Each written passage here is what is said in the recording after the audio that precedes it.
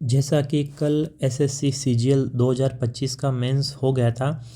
अब आप लोगों जिन लोगों ने सीजीएल का मेंस दिया उनके दिमाग में कई चीज़ें चल रही होगी कि मेरा पेपर अच्छा नहीं गया, मैंने इतने अटेम्प्ट किए, इतनी एक्यूरेसी हुई, और चारों साइड से आप एनालिसिस वगैरह देख रहे हो। कोई बता रहा है हमने देखो पहले बताया था टीसीएस का पैटर्न आएगा, कोई बोल रहा है मैंने ये बताया था एजुकेटिव का पैटर्न आएगा, कोई बोल रहा है हाँ मैंने जो बताया उतना सेव स्कोर है, कोई आंसर की का डिस्कशन करने में लगा है, कोई कुछ कोई बता रहा है पेपर हलवा पूरी था। काफ़ी चीज़ें दिमाग में चल रही है। तो ये जो वीडियो बनाने का पर्पज़ है वो उन सब से हटके अपन थोड़ा मन की बात अपन कर सकें, इन जनरल पेपर को ज़्यादा डिस्कस ना करके एक बार के लिए अपन थोड़ा उससे अलग हटके देख पाएँ कि हाँ अब पेपर हो गया जो होना था, अब हमको क्या करना है, किस चीज़ पे फोकस करना है, और कैसे आपको मेंटली थोड़ा रिलैक्स फील करना है। तो आप ये वीडियो 10-12 मिनट का है, ये पूरा आप देख लेना। एक बार आप आंखें बंद करके पूरी जो कहानी मैं बता रहा हूँ वो एक बार सुनो, उसके बाद जो भी आपको डिसीजन लेना है कुछ करना है करो। तो इस वाले वीडियो में मोटा मोटी पेपर का तो ज़्यादा डिस्कशन मैं नहीं करूँगा क्योंकि ऑलरेडी काफ़ी लोगों से सुन लिया कर लिया, तो वो शॉर्ट में बता दूंगा। बाकी इन जनरल क्या क्या चीज़ पे अपन को ध्यान रखना है, क्या करना है, वो आप सुनना बात। तो चलो शुरू करते हैं। ओवरऑल अगर पेपर का नेचर देखोगे ना, जो इस बार वाला मेंस रहा है, तो जितना मेरा किसी से डिस्कशन हुआ है सुनने में आ रहा है कि मोटा मोटी मॉडरेट टू आप टफ की साइड में रखोगे। मतलब बाकी लोग चाहे उसको सिंपल बोले ये बोले, क्योंकि आप एक्चुअल एग्ज़ाम आप देते नहीं हो तो बाहर से हो सकता है चीज़ें आपको सिंपल लगें, बट एक्चुअल कैंडिडेट ने जिन्होंने एग्ज़ाम दिया है, मेरे किसी जूनियर ने वो तैयारी कर रहा है, तो उसके पर्सपेक्टिव से, और वो ठीक ठाक बंदा है तैयारी वाला, उस परसेप्ट से बता रहा हूँ कि हाँ ओवरऑल आप देखोगे ना पेपर का नेचर तो थोड़ा मॉडरेट से अपर की साइड ही रहा है मतलब। और इस वाले में अपन, और इस एग्ज़ाम का एक्चुअल इनका ऑब्जेक्टिव क्या था इस टाइप का देने का करने का, वो पॉइंट भी एक बार मैं डिस्कस करूँगा। एक बार मैं आपको क्या सब्जेक्ट वाइज थोड़ा बता देता हूँ। जैसे आप इसमें देखोगे ना, सबसे पहले आप रीजनिंग वाले सेक्शन से अपन स्टार्ट करें। रीजनिंग वाले में क्या था, ओवरऑल जितने थे ना, जैसे 22-23 क्वेश्चन तो बनने लायक थे। मतलब इसमें एक दो क्वेश्चन थे थोड़ा जो टफ की साइड थे। एक कोई नंबरिंग नंबर का सवाल था, ये नंबर को इस नंबर से लिखा जाता है तो पर्टिकुलर इस नंबर को इससे बताओ, ऐसा कुछ करके थोड़ा सा घुमाने वाला सवाल था। बाकी रीजनिंग सिंपल बता रहे हैं लोग। और तो रीजनिंग वाला आपका ठीक ठाक होना चाहिए था मतलब, ठीक है। और फिर अपन बात करें मैथ वाले की, तो मैथ वाले में पेपर का काफ़ी क्या कैलकुलेटिव टाइप का था मतलब। ये बताने का पर्पज़ ये है ताकि आप मान लो इस बार का दिया पेपर तो आपको वो आइडिया लगे कि भाई इस एक्चुअल में पेपर में क्या क्या कहानी लगी, और अगली बार जो देने वाले हैं उनको भी थोड़ा मेंटली प्रिपेयर हो भाई हाँ हमको किस चीज़ पे फोकस करना है। तो मैथ वाले में पेपर थोड़ा कैलकुलेटिव वाला बता रहे, और ये मैथ वाले पेपर में पिछले 3-4 सालों से हर बार पेपर होने के बाद सब ये कहानी बोलते हैं कि पेपर कैलकुलेटिव था। तो उसका सोल्यूशन क्या है कि हम भाई थोड़ा अपना प्रैक्टिस वाले पे काम करें, जहाँ जहाँ कैलकुलेटिव वाले वहाँ अपन और क्या टेक्निक लगा के मैक्सिमम कैसे कर पाएँ वो करना है। और इसमें जैसे देखो स्टेटिक्स वगैरह के थे, इसमें 3-4 क्वेश्चन आए थे। अब स्टेटिक्स वाला आपको पता है नया पोर्शन ऐड कर रखा था, वहाँ से ऑब्वियस सी बात है क्वेश्चन आने आने थे, तो इस एरिया पे फोकस होना चाहिए था। इसके अलावा और इसके अलावा ट्रिगोनोमेट्री के भी अच्छे खासे 3-4 क्वेश्चन इसमें आए थे, ठीक है। उसके अलावा आप देखोगे थोड़ा कंसेप्चुअल क्लैरिटी पे आया था। एक स्पेयर वाला था, उसमें 3 कट लगा के उसका कुछ क्वेश्चन का कुछ आया था, स्पेयर कट से रिलेटेड था। एक जैसे इसमें वो पूछता है प्रिज्म पिरामिड, पिरामिड का भी आया था, क्योंकि उनको पता है क्या है बाकी कोई भी शेप का पूछेगा उसमें लोगों को फॉर्मूले याद है, वो कंफर्टेबल रहते हैं। प्रिज्म पिरामिड में जनरली लोग फंसते हैं, तो यहाँ से क्वेश्चन देता है। तो ओवरऑल मैथ वाला जो था उसमें थोड़ा सा टफ की साइड बोल सकते हो कि हाँ भाई 4-5 क्वेश्चन में थोड़ा दिक्कत होने वाला था मतलब, लेकिन प्रैक्टिस वैक्टिस थोड़ी बहुत कर रखी होती तो आप इसमें भी खींच सकते थे मैटर। ये मैथ वाली कहानी थी। आगे आप देखोगे ना इंग्लिश वाला, अब इंग्लिश वाले में बाकी सब तो ठीक था, वोकेबलरी में एक दो टफ वर्ड थे, और एक इसमें जो इस बार पैसेज आए ना वो थोड़े टफ आए। मतलब टफ इन द सेंस भाई थोड़े लेंथी थे, उनको समझने में कैसे क्या करना था वहाँ दिक्कत हुई। इसीलिए मैंने एक कॉम्प्रिहेंशन पे वीडियो बनाया था, वो आप जाके देखना। मैंने पिछले सीजीएल मेंस के लिए पूरा एक वीडियो बनाया था कि भाई इंग्लिश वाले में कॉम्प्रिहेंशन वाला तो टफ आता है, तो उसको कैसे करते हैं। आप पूरा पैसेज को पढ़ के, पहले क्वेश्चन को देख के, फिर पैसेज की तरफ जाते हैं, कहाँ कहाँ में क्या लॉजिक लगाते हैं, कुछ भी समझ में नहीं आ रहा तब क्या करना पड़ता है। उसमें मैंने एक डिटेल डिस्कशन किया था, वो मैं इसमें डिस्क्रिप्शन में डाल दूँगा, वो एक बार आप देखना।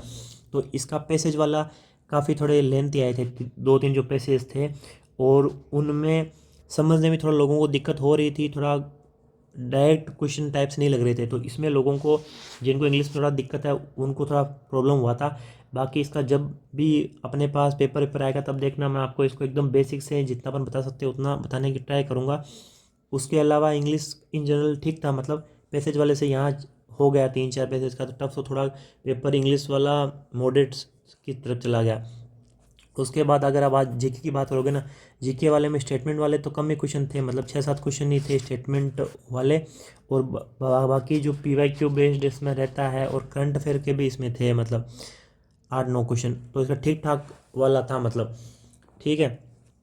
तो ये तो मैंने मोटा मोटी बता दिया भाई पेपर किस सेक्शन से कितना क्या क्या आया, जो होना था हो गया। अब हमको करना क्या है उस पर बात करते हैं अपन, क्योंकि क्या है जैसे पेपर हो गया अब सब लोग उसमें लग गए कि देखो टोटल यूट्यूब पे कि भाई इतने अटेम्प्ट करने थे, 320 जिसका आ रहा है, 330 आ रहा है।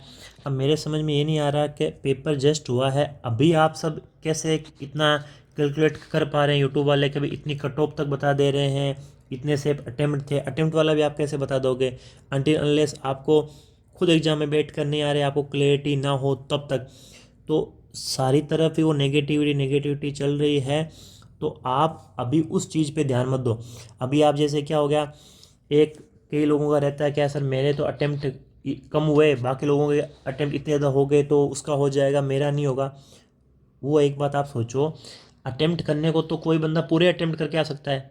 मैं सारे इंग्लिश से कर दूँ, सारे मैथ कर दूँ, उससे सिलेक्शन थोड़ी हो जाएगा। वो फ़र्क उस हिसाब से आएगा अल्टीमेटली आंसर के आने के बाद, सब कुछ होने के बाद, कि भाई हमने अटेम्प्ट मान लो कम भी कर पाए कोई बात नहीं, लेकिन हमारा मान लो एक्यूरेसी थोड़ा ठीक रहा होगा, थोड़े तुक्के कम थे, जो भी था हमारा चांस रहेगा होने का।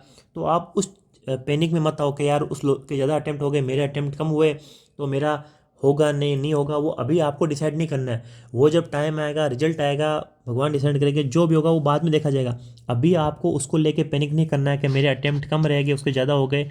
जो अटेम्प्ट आपने अपने एफर्ट के हिसाब से आपने जितने कर सकते थे वो आपने कर दिए, वो चाहे आप भले 5 क्वेश्चन छूट हो या 6 क्वेश्चन छूट हो, जो होना था हो गया, आपने अपनी साइड से बेस्ट दे दिया। अब आप उस चीज़ को लेके पैनिक मत आओ बार बार, क्या मेरे अटेम्प्ट कम हो गए, ये हो गया वो हो गया, उसके बाद भूल जाओ, आपने जितना अटेम्प्ट आपने कर सकते थे उतना कर दिया, ठीक है। अब देखो, एक जो लोगों की थोड़ी दिक्कत हुई, मैंने पहले भी थोड़ा बताया था कि इस चीज़ का आप थोड़ा ध्यान भी रखना, मतलब अब जो मैथ वाला सेक्शन था या रीजनिंग वाला था पहला सेक्शन, उस वाले में क्या थोड़ा कैलकुलेटिव क्वेश्चन थे। अब आप 2-3 क्वेश्चनों में इसमें फंस जाओगे ना मैथ वाले में, फिर आपका वही टाइम ले लेंगे, फिर आप आगे वाले में आपका दिमाग ही उससे बाहर नहीं आ पाएगा, आप आगे क्वेश्चन कर ही नहीं पाओगे, उसी पर आप अटके रहोगे। तो उस चक्कर में आप क्या है अपने फालतू में 3-4 क्वेश्चन गड़बड़ कर देते हो, और वहाँ तो एक एक नंबर का मार्जिन रहता है। एक क्वेश्चन का मतलब समझते हो, 3 नंबर का वैसे एक नेगेटिव मार्जिन, तो एक क्वेश्चन से 4 नंबर का डिफरेंस पड़ता है। तो आप एक टफ क्वेश्चन पर अटक के वो थोड़ी गलतियाँ कर दी। वो मैंने बोला था थोड़ा जितना आप खुद को काम रख के कंट्रोल रख के सोच पाओगे उतना जल्दी आप ज़्यादा आप अच्छे से कर पाओगे। और जितना आप ये सोशल मीडिया की नेगेटिविटी से दूर रहोगे ना, क्योंकि क्या है इस पे तो सब लोग बैठे हैं, उनको कुछ भी हो एग्ज़ाम में हो रहा है नहीं हो रहा उनको नहीं पता है, उनको अपना कुछ भी बना के दे देना है कि भाई हाँ देखो पेपर सिंपल आ गया, मैंने पढ़ा है, उसमें से आ गया, यहाँ से आ गया, वहाँ से आ गया, क्योंकि उनका तो कुछ जा नहीं रहा है आपका, उसको तो कुछ भी मन में आएगा वो दे देंगे। तो उसके चक्कर में खुद को पैनिक नहीं करना है कि नहीं यार मेरा ख़राब हो गया, ये हो गया। आपने अपना बेस्ट दिया, थोड़ी सिली मिस्टेक जो भी हो गई, गलतियां कर दी या आप अटक गए, वो गलती जो हो गई उस पर अब अपन को काम करना है। और कई लोगों के साथ ये भी हुआ कि भाई आप स्टार्टिंग में थोड़ा टाइम ज़्यादा दे दिया, एंड के कुछ कुछ क्वेश्चन जैसे आप मैथ वाले में 2-3 क्वेश्चन नहीं देख पाए या रीजनिंग में 2-3 नहीं देख पाए, वो आपको लगता है वो सिंपल क्वेश्चन थे मेरे से मिस हो गए, तो वो केस भी कुछ लोगों के साथ हुआ है। क्योंकि वहाँ एग्जाम में क्या होता है, एकदम से टाइम का प्रेशर आता है कि आपको 60 मिनट के अंदर अंदर करना है, और फिर स्पीड से इतने क्वेश्चन अपन को देखने हैं, तो आप क्या पूरा क्वेश्चन भी बनना नहीं पड़ता, वो 2 लाइन पढ़ी, नहीं हो रहा छोड़ दिया, ऐसा हो गया वैसा हो गया, और एक क्वेश्चन पे 1-2 मिनट दे दी, तो बहुत ज़्यादा प्रेशर में आ जाता है। तो वो चीज़ से भी थोड़ा बहुत ऊपर नीचे चीज़ें हुई है लोगों के साथ। तो अब इस चीज़ को अब रिग्रेट मत करो, जो होना तो हो गया। अब इस पर क्या करना है उस चीज़ का भी अपन बताएंगे ये तो जो प्रॉब्लम लोगों के साथ हुई है वो मैंने मार्क की यहाँ पर, ठीक है। अब देखो, एग्जाम आपने दे दिया, तो अब आपको कौन सी चीज़ नहीं करनी है, बिल्कुल नहीं करनी है, ये मेरी एडवाइस मान के प्लीज़ आप मत करना। पहली चीज़ तो लोगों को एक आंसर की का बहुत ही ऑब्सेशन है, वो पेपर देने के बाद कि भाई जल्दी से आंसर की आ जाए, मैं नंबर देख लूँ, मैं आंसर की मिला लूँ, ये वाला बंदा है कोई वो मेरा कट ऑफ बता दें, या वो कोचिंग वाला क्या बोल रहा है ये बोल रहा है, उससे एक बार बाहर आओ। पेपर आपने दे दिया, जितने नंबर आने थे जितना होना था वो हो चुका है।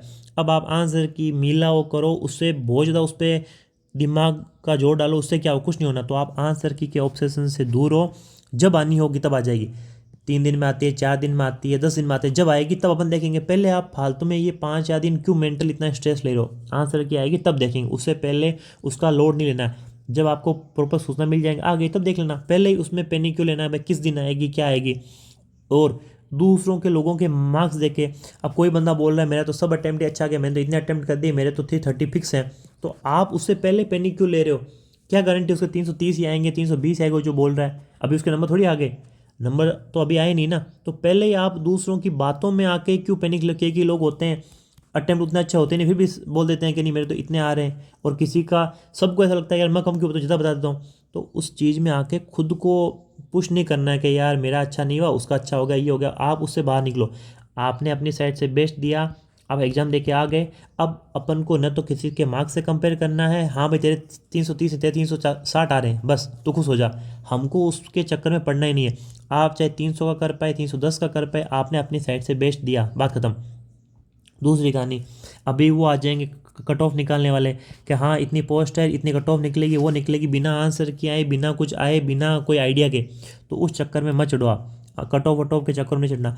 जब आंसर की प्रॉपर आ जाएगी, जब सब कुछ क्लियरिटी हो जाएगी, फिर कोई कट ऑफ का सेंस बनता है, अगर निकालनी भी हो तो। पहले कट ऑफ निकाल के खुद पे नेगेटिव दिलाने का पॉइंट ही नहीं बनता। वो हर बार एनालिसिस निकाल देंगे कि देखो 2024 में इतनी गई थी तो इस बार भी इतनी चल जाएगी। अरे 24 का पेपर अलग था, 25 का पेपर अलग है, अलग लोग बैठे हैं, इंग्लिश टफ आई है, जो कंप्यूटर थी वो अलग आई है, कई चीज़ें हुई है मतलब। तो आप वो चीज़ को कैसे कर सकते हो मतलब। कंप्यूटर से याद आया, हमने वो सब्जेक्ट वाले में कंप्यूटर हमने डिस्कस नहीं किया ना। हाँ, और कंप्यूटर सेक्शन था, कंप्यूटर वाले सेक्शन में तो वो गाना नहीं चलता घूमती गेम चले, तो इसमें तो घूमती गेम चल गई लोगों के, जितना सुनने में आ रहा है।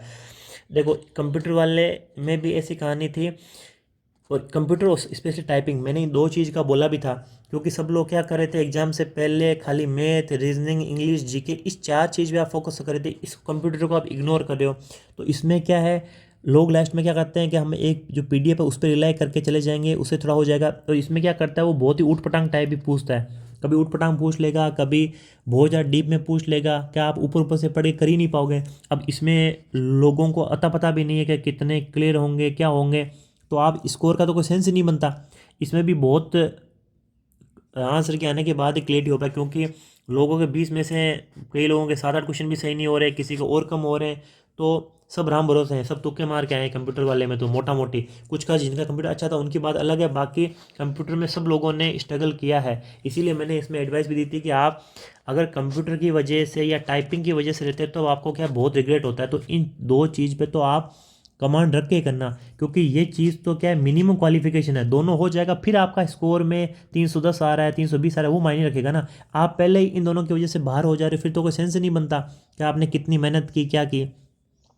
तो आप अगली बार वालों के लिए भी यही है कि आप टाइपिंग में थोड़ा धीरे धीरे रखना, और कंप्यूटर वाले का भी एक बेसिक सा नॉलेज तो इतना रखो कि हाँ भाई कितना भी टफ पेपर दे कुछ भी दे तो 20 में से मैं 7-8 क्वेश्चन करने लायक तो रहूँ, ताकि मैं कुछ कुछ पोस्टों के लिए अप्लाई हूँ, और 9-10 क्वेश्चन कर पा रहे हो फिर तो आपका कोई दिक्कत ही नहीं है।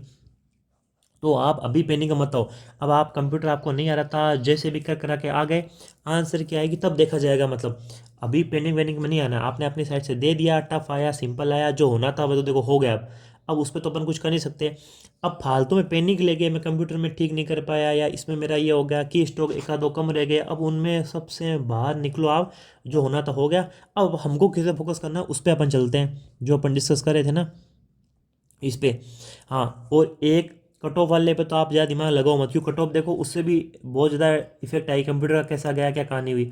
और एक सोशल मीडिया वाले में तो क्या उनको नेगेटिविटी का उनका काम है कि देखो आपका नहीं हुआ, आपकी गलती थी, ये गलती थी, देखो गलती कोई नहीं करना चाहता, कोई भी बंदा अगर सीजीएल मेंस देने जा रहा है, जितना मैं जानता हूँ सीजीएल मेंस देने जा रहा है, इसका मतलब उसका इतना अच्छा खासा लेवल तो है, वो सीजीएल प्री करके जा रहा है। तो उसको ये तो पता है कि भाई मेरे को किस सेक्शन में मेरी कमजोरी है, क्या मैं पढ़ रहा हूँ, क्या कर रहा हूँ, तो उसको इतना सब कुछ पता है। तो अपनी साइड से तो वो बेस्ट ही देगा ना, कोई जानबूझ के गलत तो करेगा नहीं। इसको भी आइडिया है कि कट ऑफ इतनी जा सकती है, क्या पढ़ना है, क्या करना है। लेकिन इसीलिए कह रहा हूँ कि आप बाहर की जो नेगेटिविटी कोई भी है उस पर आप मत जाओ कि कट ऑफ इतनी जाएगी, आपका अच्छा नहीं हुआ, ये हुआ वो हुआ, उस सब से एक बार आपको साइड करना है। ठीक है। अब देखो, अब क्या करना है, आपका एग्ज़ाम तो हो गया। तो मेरी आपको ये सलाह है कि आप 2-3 दिन का एक बार ब्रेक लो, और उतना नहीं तो कम से कम 2 दिन का तो लो ही लो। 2 दिन में आप ये पढ़ाई वढ़ाई वाला एक बार साइड में करो। 2 दिन आपको जो चीज़ अच्छी लगती है, कोई गाना वाना सुनना पसंद करते हो वो देखो, कोई मूवी देखनी है वो देख लो, या जो भी चीज़ करनी है एक बार इस पढ़ाई वाले सिस्टम से खुद को साइड करो। जो पर्सनली मैं करता हूँ, मतलब चाहे ग्रुप ए वाले लगने के लिए जो मैंने टेक्निक यूज की हो, सीजल वाले में किया, तो मैं ये कुछ यूज करता था कि एक बार एग्ज़ाम जो हो गया, अब उसमें आप लगे रहोगे तो आपका क्या है, पढ़ने का कुछ करोगे या उसमें लगे रहोगे तो आपके दिमाग में वही वो चलेगा, मतलब आपका दिमाग उससे डाइवर्ट ही नहीं हो पाएगा। तो 2 दिन का आप इस सब से हटके अच्छा पहले तो कहीं जाके 2 दिन अच्छा खाना खाओ, कोई गाने सुनो, मूवी एंजॉय करो, जो आपका मन करता है 2 दिन। या आपका कोई दोस्त वगैरह है जिससे बात करना आपको अच्छा लगता है, कोई फीमेल फ्रेंड है, मेल फ्रेंड है, जो भी है, घर वाले हैं, उनसे तसल्ली से बात करो। पेपर वेपर को एक बार भूल जाओ। 2 दिन एक बार माइंड को रिलैक्स करके फिर वापस अपन इस तैयारी में आएंगे कि हाँ अब अपन को देखना है कि हाँ हमने कहाँ गलती की, आगे का हमारा क्या प्लान होना चाहिए, वो सब हम बाद में डिस्कस करेंगे। पहले एक बार, ताकि आप एक बार आपका मेंटल रेस्ट मिल जाएगा ना। क्यों, आप अभी क्या है, बुरी तरह एग्जाम देने के बाद क्या होता है, आदमी मेंटली कितना प्रेशर आता है वो बाहर बैठ के बंदा नहीं बता सकता। क्योंकि मैंने इतनी बार एग्जाम दिए है, ये होता है एग्जाम देके जब बंदा आता है ना तो उसके दिमाग में ये होता है कि यार मेरा बस यार इस बार हो जाए, क्योंकि मैं अगली बार सेम ये एग्जाम सेंटर पे जाना, इतना टॉर्चर झेलना वो नहीं कर पाऊंगा। वो सबके साथ होता है लेकिन कोई पब्लिक आके बोलता नहीं है। तो इसीलिए उस टॉर्चर को रिलैक्स करने के लिए ही आप 2 दिन एक बार ब्रेक लो, उसके बाद वापस आके अपन देखेंगे अपन को क्या करना है। अच्छा खासा टाइम स्पेंड करो, सब भूल जाओ, पेपर अच्छा गया नहीं गया सब कुछ नहीं याद करना, ना आंसर की से मतलब, कट ऑफ से मतलब, किसी कुछ मतलब नहीं। 2 दिन अच्छे से रेस्ट लो, फिर आके देखेंगे अपन। और फिर अपन को क्या करना है, फिर आप एक चीज़ करो कि आप एक बार सब्जेक्ट वाइज लिखो ये पेपर लेके कि हाँ मैथ वाला था, मैथ वाले में मेरे को कहाँ पे दिक्कत आई, क्या मैं कैलकुलेशन वहाँ पे नहीं कर पा रहा था, वहाँ मैं इशू फेस कर रहा था, या पर्टिकुलर मेरे को फॉर्मूला वहाँ याद नहीं आया, ये इशू हो रहा था, या मेरा क्वेश्चन तो सुना हुआ था लेकिन मेरे को रिवाइज नहीं था इसलिए प्रॉब्लम आई, या मैं इस पर्टिकुलर चैप्टर को पढ़ के नहीं किया वो इशू था।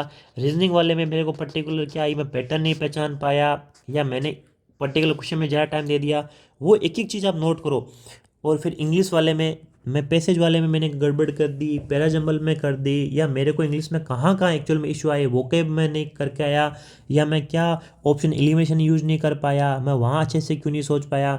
या जीके था, जीके वाले में मैं पीवाईक्यू बेस्ड था तो पीवाईक्यू वाले कितने क्वेश्चन मैंने करके गया था, या करंट अफेयर का मैंने कौन सा क्वेश्चन मिस कर दिया मेरे को तो सारे सब्जेक्ट का आप ऐसे बना लोगे ना तो आपको मोटा मोटी किसी को पूछने की जरूरत ही नहीं है, आपको खुद को क्लियरिटी हो गई।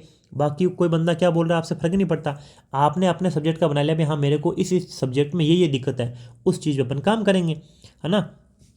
अब देखो मेंटल ब्रेक वाला मैंने आपको बता दिया था, ठीक है। अब सिंपल सी बात ये है, आप जो भी ये एग्ज़ाम का प्रोसेस है उस पर विश्वास रखो। आपने एग्ज़ाम दे दिया, अब आंसर की आएगी, जब रिजल्ट आएगा तब देखेंगे, अच्छा गया तो वैसे ठीक है, नहीं गया तो आगे आगे देखेंगे। बस जो प्रोसेस है उसको फॉलो करो। अब आपके हाथ में कुछ नहीं है, आपके हाथ में था एग्ज़ाम देना, वो आप दे के आ गए। अब आपके हाथ में न तो आपने जो आंसर उसमें फाइनल आंसर सबमिट कर दिए वो चेंज करना है, ना कट ऑफ कम ज़्यादा करना, आपके हाथ में कुछ है ही नहीं, तो चिंता क्यों बात करनी, चिंता करनी है ही नहीं। अब आपका एग्ज़ाम देना था आपने दे दिया, अब कट ऑफ कितनी जाती है, नंबर कम आते हैं, ये है वो, उस पर ध्यान मत दो। हालांकि मेरे को पता है ये चीज़ बोलना आसान होता है, करना टफ होता है, बट वो चीज़ आपको इम्प्लीमेंट करनी पड़ेगी।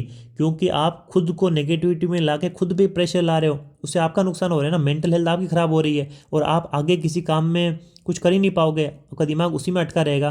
तो उस चीज़ से खुद को निकालो, न कटो फटो के चक्रों में चढ़ना है, न और किसी में चढ़ना है। क्योंकि बाकी लोगों का क्या है, आप किसी कोचिंग का देखोगे, कुछ भी देखोगे, उनका वो फोबिया क्रिएट कर देंगे। देखो TCS का पैटर्न का देखो, मैंने पहले बता दिया था, मेरे को सपना आ गया था TCS वाला ही आएगा, तब देखो आपने यहाँ गड़बड़ कर दी, सब कुछ मेरा पंछी बेस से आ गया, मेरा इससे आ गया, उससे आ गया, अपने अपने बेस से आ गया। अब देखो अपन 5 दिन में अपना अगला CGL का बेच कर देंगे, ये कर देंगे। तो उन सब से आप दूर हटो, खुद पे फोकस करो और खुद को टाइम दो। मतलब जैसे जैसे टाइम बीतता जाएगा, अब अपना काम करते जाओ। चीज़ें अगर आपके फेवर में लिखी होगी तो एक न एक दिन वो होगी होगी। आप जो प्रोसेस उसमें टाइम लगे, उसमें आप क्या करोगे, ठीक है। अब ये वाला सीजल वाला एग्जाम तो आपने दे दिया, अब आपको क्या करना है, इसका तो जो होना था जब आंसर रहेगी तब देखेंगे, बाकी इसमें अब दिमाग नहीं लगाना। मेरे नंबर कम आ गए, ज़्यादा आ गए, कोई बात नहीं, कम आ गए कोई बात नहीं, वो सब एक्सेप्टेबल है, मैं हूँ यहाँ पर। वो सब चीज़ आपके कुछ भी इशू है, कुछ भी प्रॉब्लम है, आप भले कमेंट में यहाँ लिखना। बाकी सीजल के आपके दोस्त जो पेपर देखा है उनको भी वीडियो शेयर करना, ताकि उनको पता चले कि भाई हाँ, वो उनका कोई पर्सपेक्टिव हो बोलने का, तो वो भी बता सकें। और आपको कुछ भी इशू आ रहा है, या इस बार आप पेपर अगली बार देने वाले हो उनको भी कुछ इशू हो, या इस बार जिन्होंने पेपर दिया उनको क्या क्या इशू आया, कुछ भी वो डिस्कस करना चाहें तो उसमें कमेंट में लिख देना भले। अब आप ये सीजल वाला हो गया।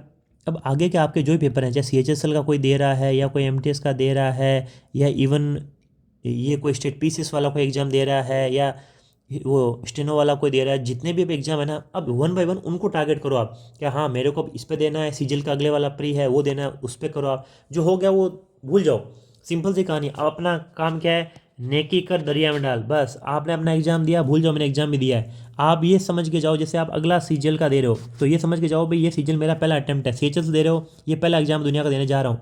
हम क्या करते हैं, हम जाते हैं वो पूरा जो होता है ना बैगेज लेके, कि देखो मैं 15 एग्जाम दे चुका हूँ, मैं 15 एग्जाम में फेल हो चुका हूँ, अब मैं जा रहा हूँ सीजल का प्री देने। तो आप सोचो, एक बंदा 15 नेगेटिव बैगेज के साथ इसमें जा रहा है, तो उसका कॉन्फिडेंस किस लेवल पे होगा। दूसरा सोचने का तरीका ये होता है, 15 एग्जाम मैंने दिए नहीं, ये 15 तो मेरे मॉक थे, एग्जाम देखा है उसको मॉक ले लो, कोई बात नहीं, मैं सीजल का एग्जाम देने जा रहा हूँ, फर्स्ट टाइम देने जा रहा हूँ, मैं क्लियर करूँगा। वो माइंडसेट आपको लाना पड़ेगा। जितना वो पॉजिटिव माइंडसेट लाओगे, उसका लॉन्ग टर्म में आपको रिजल्ट मिलेगा ही मिलेगा, ठीक है। अब जो मैंने मेरा पर्सपेक्टिव देना था वो आपने बताया।